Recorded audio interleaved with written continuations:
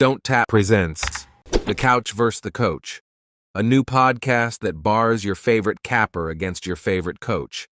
The hardcore versus the fighter. The homework versus the real work. They go head-to-head making picks and you benefit. New year, new show. Let's fucking go. Okay, Donttap podcast. We are back with the Mike Harrington and the champion. Round one in the books. Dricus du Plessis comes in with the victory, and Mike Harrington comes in with the 2 points. And Couch versus the Coach has its first victor. How do you feel about that, brother? Dude, that was my number one concern watching, right? Like I watched my big parlay that I had a lot riding on, had a lot of people hitting me up about. Watched that go up in flames when Mike Malott just fell apart completely. The co-main event, the rest of the card all went terribly for me. But as soon as I saw Dricus du Plessis get his hand raised in a razor close split decision, I knew that I had dominated the Couch and the Coach podcast. So all of my losses were completely justified at that point. And yeah, it was a little bit hard being a Canadian fan. That was a rough one. We've never had such a flip of emotions from Vancouver to Toronto. It was absolutely crazy. What do you mean? Jasmine Vicious brought it home for you guys. Jillian Robertson did Canada proud. No, they crushed, man. And Jasmine, I was calling the sub and I was talking with her coach ahead of time, and he sort of just stayed away from talking to me about like the opportunity for that. I think they knew that was going to be there, and I think she was going to work for that sub. But she just actually literally is that vicious that she wanted to hold on and beat her up for longer. What a horrible woman. Love it.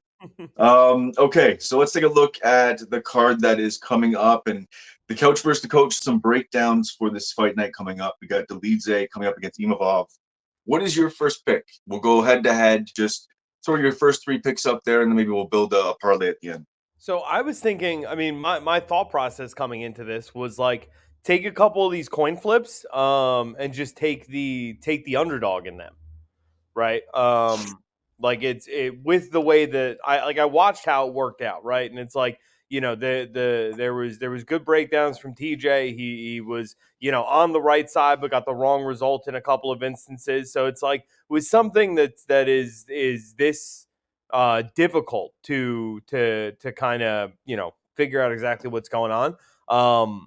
I think what makes the most sense in that style is to just spray and pray with underdogs and try to get that cheap 2 points. So how much fun is it going to be for me to come out and be like, if Themba Garimbo is like minus 280 and like there is guys on this card, like for instance, Molly McCann versus Belbita.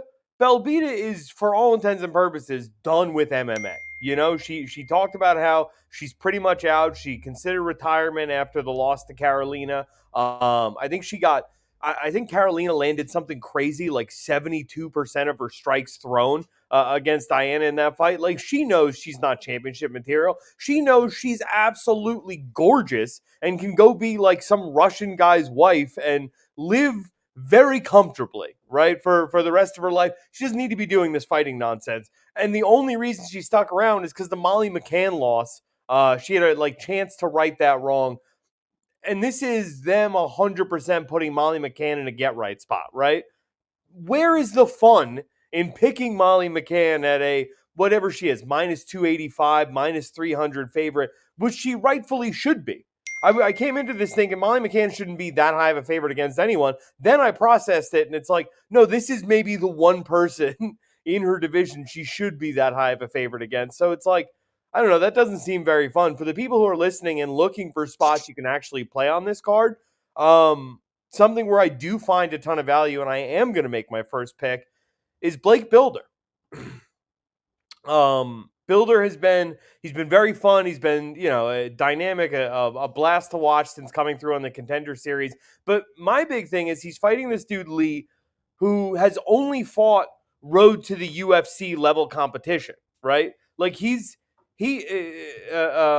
Blake Bilder has a win against the guy who took Volkanovski to a decision early in Volkanovski's UFC run in I can't remember the guy's name. It was Austin something, I think. But it's like Blake Bilder has been in there against actual UFC competition, like guys who are, real no-doubter UFC guys, and he's gotten wins over them. Lee doesn't have that. He does not. He's only beaten road to the UFC guys. His last one was a split decision against someone I think it was the road to UFC final. And it's like the guy we beat is now back in the road to the UFC. Like that, it feels like that's a feeder system that isn't quite there yet. That hasn't had.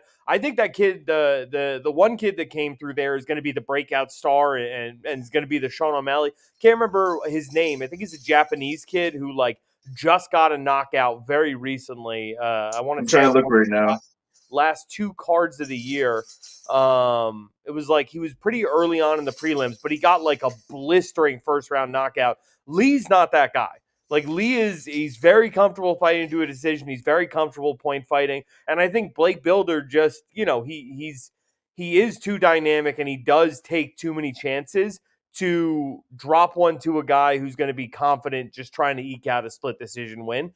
And I think this is also Lee's first time fighting outside of Asia, right? You go from, the glitz and the glamour of, yes, it didn't make a ton of waves here in the United States, but road to the UFC was a big deal for that part of the world. And winning that was a very big stage for him. Now you're going into the Apex with no fans. Like there's just no one there. You know what I mean? Smaller cage, built as a grappler. I like it.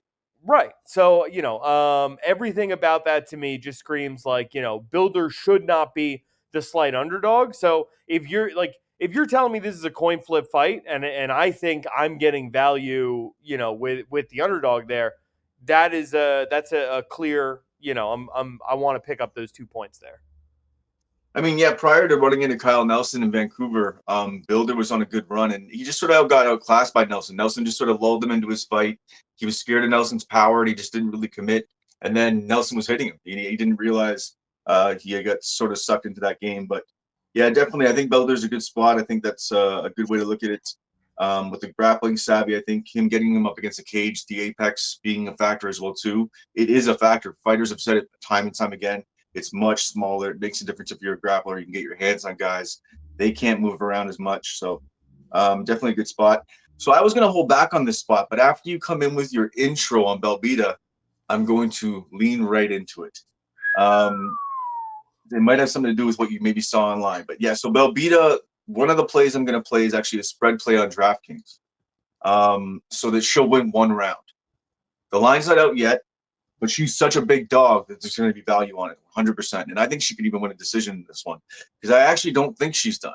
Although she maybe said, I don't know if I saw, what you had said she said after her last fight. The Clint from Donttap just shared it. I can pull up the actual quote. But with that one, it's I don't think she is done because I've actually even sat and talked to her at House of Champions. She actually trains down the street here, and she's been fighting since she was a kid. It's all she knows. And I think she was a little bit emotional after that last fight. Kovacevic, it was sort of like it was a star type moment for her. It was someone she looked up to that she fought. I think she really wanted that win and just was a step behind and very frustrated all the way through. Now Molly obviously should be the big favorite in this. So 100%. I think she beat her before. That was the entry level fight into the UFC. It was a big fight. Took her down multiple times, and Deanna didn't have any answer for it. But Deanna was also a kid, much different fighter then. Her grappling game is way better now, and I think that her volume game on the feet is way better now as well too. I think this is gonna be a lot closer than people think. I am a little bit worried about the power of McCann, but Deanna's shown time and time again she can take a shot. I know that's not a good thing to say, but she'll be in there to the end. I think this is gonna be a lot greasier than people think. I think it's gonna go to a decision. It's gonna be greasy as hell. And, I think McCann's a little bit overrated because she had some crazy moments and some, spinning back elbow, great. Like twice, lightning struck twice. It was great. She's very, very high level. And it's not me being a homer on this. I just think it's a women's MMA fight that is very, very close. And I think that Deanna's not the kid she was. It's a long time ago now, a lot of fights ago now. And I think that, with her coaching staff, they've been focusing on wrestling, focusing on grappling. I know this personally, and I think that I think it's gonna be a big difference in this one. So I think she at least wins a round, and I think that I can't tell you what judges are gonna do. So if it's a close fight, I think she at least wins a round. So I think it's probably gonna be about even where that line will be, but Diana Babita, spread play, DraftKings, 1 round. I like that. I like that play just in the sense that, Molly, even in fights that she wins, she does everything she can to make her opponents look great. You know what I mean? Like the when she got the spinning back elbow, I think it was in England, she was getting pieced up a little bit on the feet before that. Like I remember I had a big parlay that had Molly in it, and I was like really sweating that one out until she found the KO. And it's like it feels like she knows she's not of like the same level as some of her peers and the people who she wants to run with. So she'll take extra chances to find that like highlight reel thing to kind of put herself over, because just winning a boring decision isn't enough for Meatball Molly. So yeah, I do like that. There is a part of me that like just narrative wise or looking at it from like she has that reality show coming out that like follows her and Patty in Liverpool. She has the Barstool deal. She is a much bigger star. And it just does feel like this is the UFC giving her one where they're like, yeah, we know you're gonna win this one. But in that same vein, like like the Jared Gordon fight, right? Even if that was like a fight they were giving Patty for Patty to win, he still dropped a round. So the if you're getting even odds at her to win just one round against somebody who does give up rounds, yeah, that does make a ton of sense. I imagine it's going to be sitting around there, maybe around minus 110, but I'll still hit that as well too. Hell yeah. Either way, the way it works. So we'll see how the point total breaks down on that one. What is your second spot that you want to bring to the table? So I know I was talking about all dogs, but I know I had another one. I'm gonna keep looking to see if I can remember what it was. But in the main event, I'll just get it out of the way. It's my one favorite. It's the one little bit of chalk that I'm swallowing. I am gonna take Imavov. I like what I've seen from him, and more than anything, he had a very frustrating 2023. Right, like he starts it off on short notice. He has to go and fight Sean Strickland. I think, was he supposed to fight Cannonier in that spot, or who was originally scheduled before he had to go in there against Sean Strickland on very, very, very short notice? Looking right now.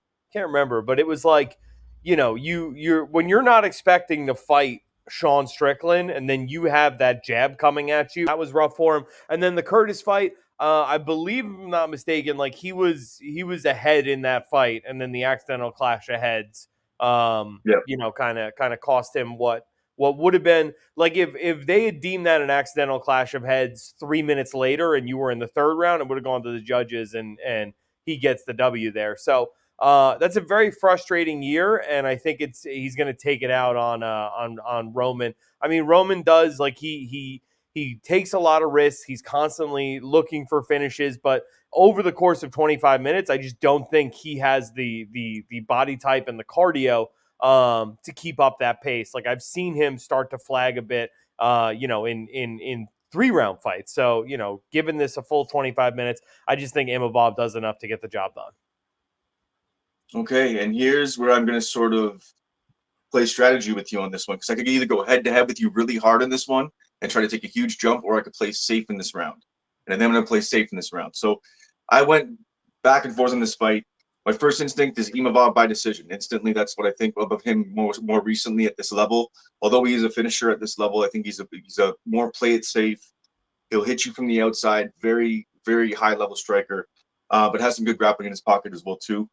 So I was thinking that by decision. Then looking at Dolidze, the value is just there in a couple other things. And like if you look at Dolidze by sub, it's like plus 400. And he is very opportunistic, very, very aggressive. And it is a possibility of, like, if he's going to win, it's going to be either a club and sub or he's going to be knocking a guy out on the ground. So that's Dolidze's win condition. If you then look at Imavov, he could win by decision, but Dolidze's not done 5 rounds. Right. No. So I think Imavov, that decision idea is based in a 3-round idea. So if we're looking at 5 rounds with Imavov and Dolidze, I think if he drags him into deep waters, I think Imavov gets him out in 4 or 5 pretty handily. So I think the fight doesn't go to decision is a really good play.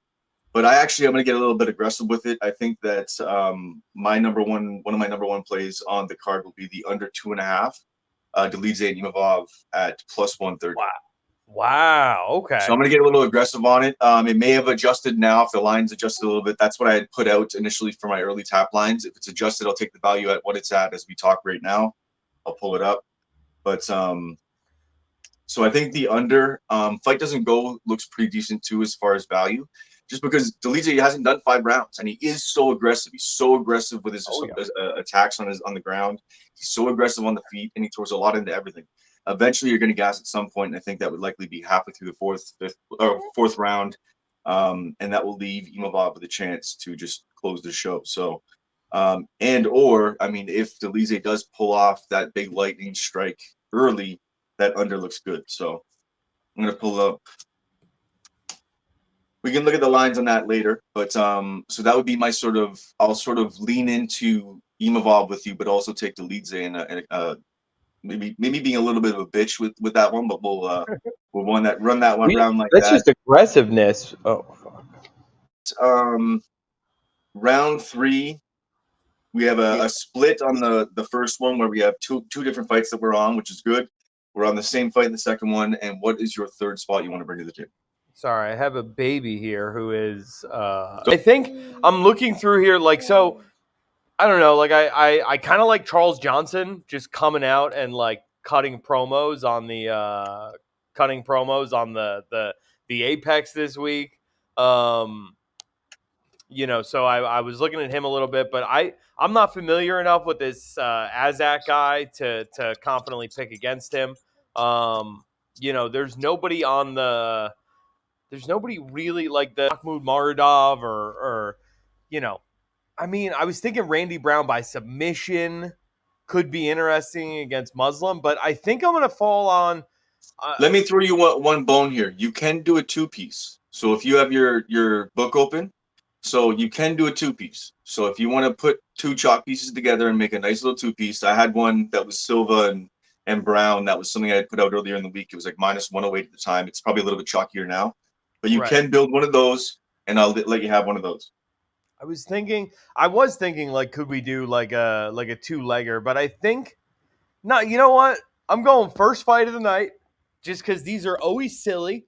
Nobody ever knows. I literally know nothing about Thomas Peterson, but I do think Jamal Pogues is unfairly getting dinged here. He won that Mick Parkin fight.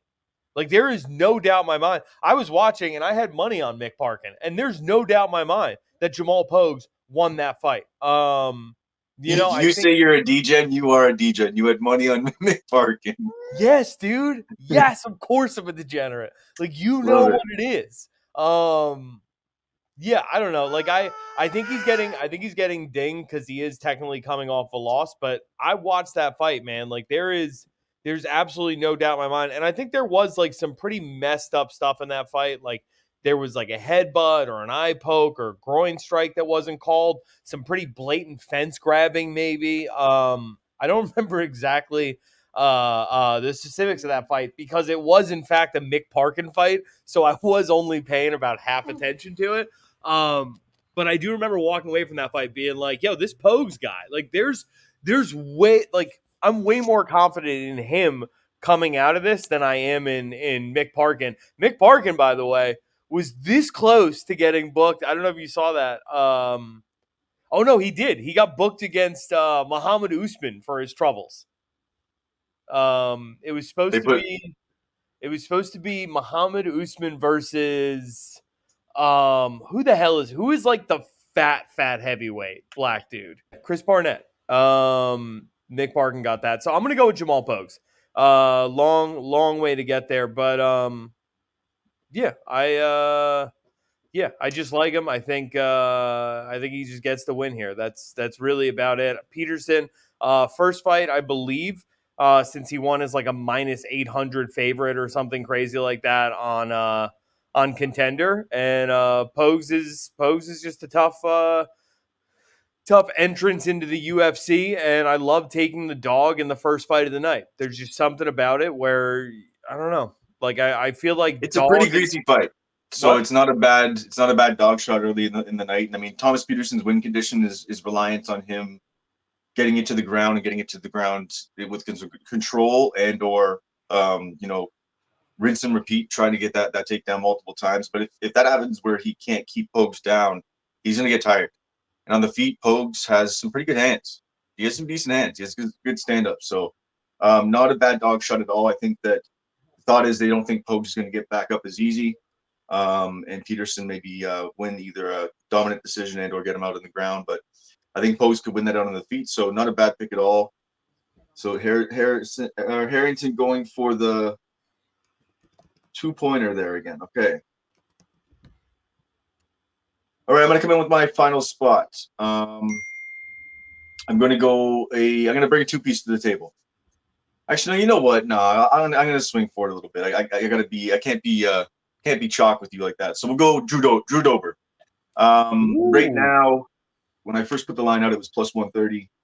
But the line now, I mean, it's just inflated. It's at plus 163. I mean, is now having value on just the money line spot itself. But I mean, KO would likely be the win condition. I know a lot of people are on Moicano. Just he is a scrappy guy on the feet. Just makes it happen, and on the ground he is a killer. And that is Dober's sort of way he loses is by submission. So, but for me, Dober's hands are just too dynamite, and I think on the feet he's going to touch Moicano. I think everybody's sort of in love with Moicano because of he went and got the fans, and he's done what he's done with the fans as well too, and he's amazing in the cage. But I just think that Dober's undervalued here, and I think the line keeps getting wider and more value. So I had Dober KO, but Dober plus 163 play for me. So you're going with 2. What is the win condition to get to 3 points? It's 200 or better. No, yeah, I'm asking. It's north of 199. North of 199. Yeah, that is too. At that point, it is too risky to go for the to go for just KO because we have seen Dober win some fights that are like, man, how did that get to a decision? Or like there is always like the club and sub potential with just about anyone, even in fights where you're like, well, I mean, there's no way next guy's going to submit that guy. But yeah, I do like that. One of the spots I was looking at, but I just didn't for just 1 point, it didn't seem worth it. I kind of like the under 1.5 in that fight because it's like, dude, I feel like that fight is going to be pretty hard pressed to get out of the first round, and damn near impossible to get out of the second because these are both guys that are, the average fight times are not very long, and they're both guys who are very much focused on like, I need to do something to elevate my status here, and just getting a decision win, I don't think is enough for either one. So. Yeah, I do think both are going to take a lot of chances and in that way give a lot for their opponent to either counter or find openings there. Well, what we can do with that is we can make that your on deck plays. So if any of your plays were to collapse because of whatever weight misses or a fight falls apart or whatever it is, we can put that into one of your spots and that can take over a place. Perfect. Love that. And then I'll be an asshole and come in with Dolidze by sub at plus 400. Woo! So you got a plus 3. You got a 3-point pick on deck. Just in case. Yeah, just a murderer waiting. Because I believe if we were actually break it down, you're likely to take the lead on me in the first 3 rounds. If we were to hit our picks, I think you take the cake there. But if you come in with your modest one as an on deck one play, I mean, who knows? We'll see how hopefully we don't have any fights that fall apart. But I think that's sort of a cool way to do it. So. Plus 400 sub for me. I think that's what it was sitting around, but I'll find out afterwards if the lines dropped a little bit. That's fine, but it'll still be over 200. But so it'll be worth a 3-pointer. So yeah, man, fun way to do it. I think it's a good way to break it down. Initially, I had Bagdasarian as one of my picks, but I mean, Bagdasarian obviously that fight's off now too. So, but if we were to put together between you and I a 2-piece, I mean, we could even go with what I had said before, but a 2-piece that you think is a likely hit. What would be your first pick to throw in to a 2-piece? I mean, all right. This is, again, narrative, storyline, whatever you want to say. Themba Gorimbo has a sponsorship deal with The Rock. The Rock, who just joined the TKO board of directors. TKO, which owns the UFC. I mean, the synergy is just there for somehow, some way, this incredible African story, Themba Gorimbo, to get the win here. And not only that, I mean, this is a guy who, he's winning fights with $4 in his bank account, right? Like sleeping in cars and eating the protein powder that was left over at the gym to get by. Now he's got a couple dollars in his pocket. It's only going into him getting better training and more committed, if that's even possible, to his dream of becoming an MMA champion. A UFC champion. This is a guy who they definitely can build around. And if and when the mythical UFC Africa card that's headlined by Dricus du Plessis ever comes around, Themba is going to earn himself a spot on the main card. He's going to need to be on a run of wins like this. So I think at minus 250, just for strictly for narrative purposes, is a little bit too low. And I think he gets it done against Pete Rodriguez. And you know what I'll do is I'll throw in Natalia Silva on that one. So Natalia Silva, the Magarimbo, that'll be the two-piece parlay that we'll throw out there as well too.